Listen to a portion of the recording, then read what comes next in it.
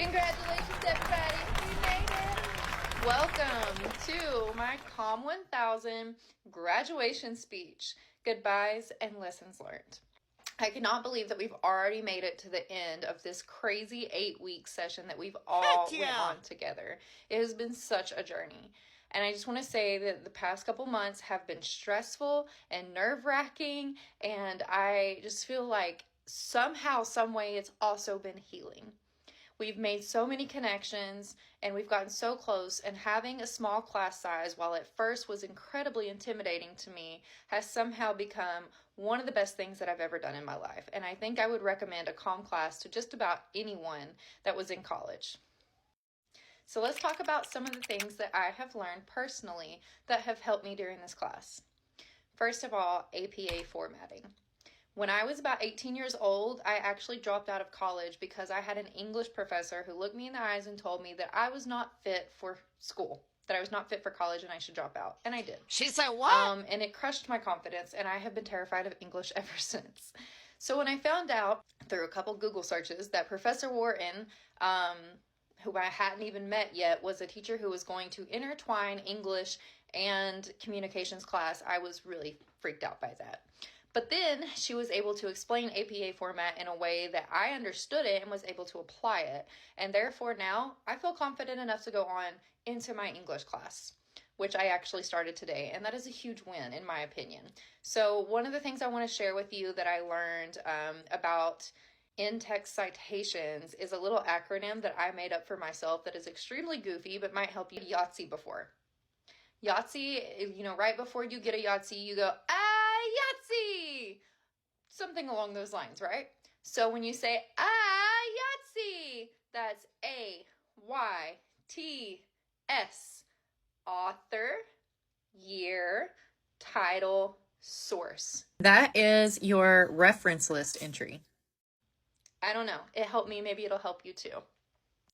The next thing I want to talk about is the speech to entertain. Yes, I know, I blew everybody's mind when I got up there and became Harley Quinn. That was kind of crazy, but I had so much fun with it. And I remember before the speech, Professor Wharton said to us that this is the one everyone dreads the most, but ends up loving the most. And I literally rolled my eyes about it because I thought, there's no way. How am I going to come out of my shell and act like that in a group of people? That challenged me to do that. I had no choice but to do that. And whenever I pushed through that fear and I did it anyways, that felt amazing. And I felt extremely confident coming off the floor that day after that speech. It did become one of my favorite speeches. I felt like I had the ability to have creative freedom over it, and just so many things that I was able to do that I don't normally do. So yes, the speech to entertain was my favorite speech. Next, I want to talk about presenting yourself online.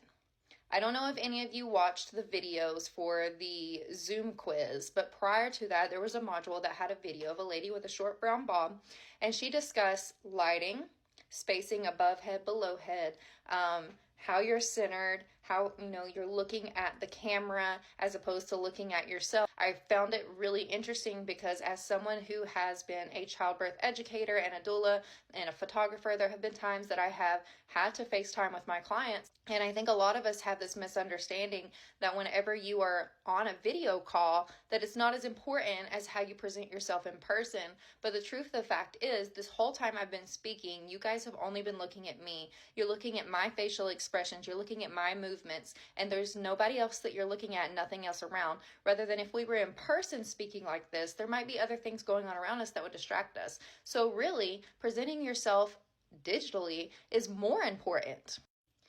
Another thing I want to talk about is nervousness. I have struggled with nerves my entire life. Anxiety has been something that I have battled for many, many years. I will say that this class was exactly what I needed. Like I said earlier, this was my exposure therapy. It helped me come out of my shell. It helped me do things I didn't think that I was capable of doing. And the confidence boost that that gives you is absolutely incredible. We talked about like the visualization thing. If you, before a speech or before something big, you tell yourself that you're nervous and you tell yourself that you can't do it, then you're going to get up there and you're going to be nervous and you're going to not do very well at it. But if you tell yourself, I can do it, and I'm excited, I'm not nervous, because as a matter of fact, our bodies, as we've learned, do not know, our nervous systems do not know the difference between anxiety and excitement. They react the exact same way to both things. So if you can trick your brain and start replacing the word I'm nervous or I'm anxious with I'm so excited, the outcome is a lot better. And I can tell you that I have done it myself multiple times over the past 8 weeks, and it works. The next thing I want to talk about is attention getters. This was my favorite part of any outline that we did. During the attention getter, you're able to hook the audience with your own personality, your own thoughts. It's not so much about fitting into a box or an outline at that point. It's about giving your opinions. It gives you a chance to speak as yourself directly to the audience and give them that wow factor and tell them kind of also like why you even think that this is important. I know our reason to remember is kind of later on, but it's also a really good place to hook everybody. And most people remember the attention getter because it's a, oh, she just said that moment. So the attention getter was one of my favorite places in every single outline.